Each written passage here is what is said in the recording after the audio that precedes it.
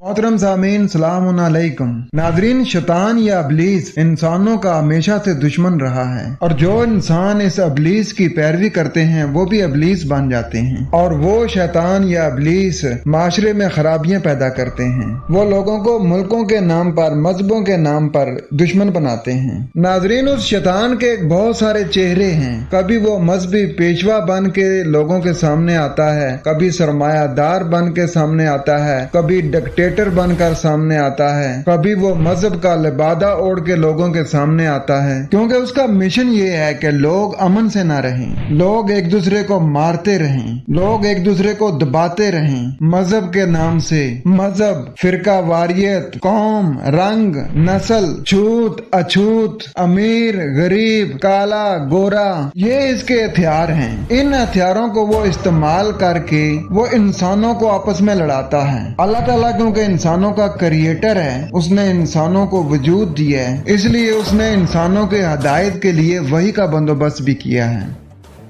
लोगों, कुरान के दुश्मन इंसान के दुश्मन हैं। इनको पहचानो और पूरे आलम में नहायत खलूस और गम गुसारी से अल्लाह की हाकमियत पेश करें। अल्लाह की किताब को हक और बातिल का मेयार बना लें। जो बात इस हिकमत वाली किताब के मुताबिक सच्चाई के दर्जे तक पहुंच जाए उसे मान लें और इस पर अमल करें, उसे अपने ईमान का जुज बना लें।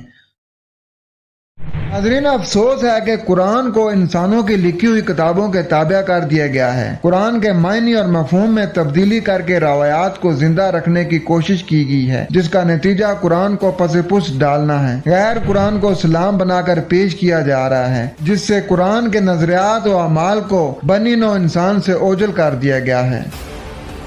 और मिलकर कुरान की तालीम से अल्लाह की मंशा मालूम करें और अपने असल दीन की तरफ लौट आएं, वरना हालात काबू से बाहर हो जाएंगे, फिर अजाब से छुटकारा मुमकिन नहीं होगा। ऐलाने आम है कि आओ सिर्फ एक नुक्ता फकत अल्लाह की हाकमियत पर जमा हो जाएं और फिरका फिरका होने से बच जाएं। माजी की कौमों से इबरत हासिल करें। आबाओ अजदाद का रस्मी दीन अख्तियार करके कुरान का इनकार करने वाली कौम न बन जाएं। बुजुर्गों के कौल और फेल पर दीन की बुनियाद न रखें। हम शख्सियात की बुनियाद पर फिरकों को जन्म न दें। माजी के इंसानों के बारे में हमसे सवाल नहीं किया जाएगा कि उन्होंने क्या किया था। नाजरीन, जब हम पढ़ते हैं सूरत नंबर 2 आयत नंबर 34, उसमें मालिक कायनात का इरशाद है कि तिल का उम्मतुन कद खलत लहा मा कसबत वलकुम मा कसबतुम वला तुसअलूना अम्मा कानू यामलून। ये मज़कूरा ग्रोह जो माजी में गुजर चुका है, इनके लिए सिर्फ वही सिला होगा जो वो काम कर गए और तुम्हारे लिए वही सिला होगा जो तुमने किया और तुमसे कोई पूछ नहीं की जाएगी उनके बारे में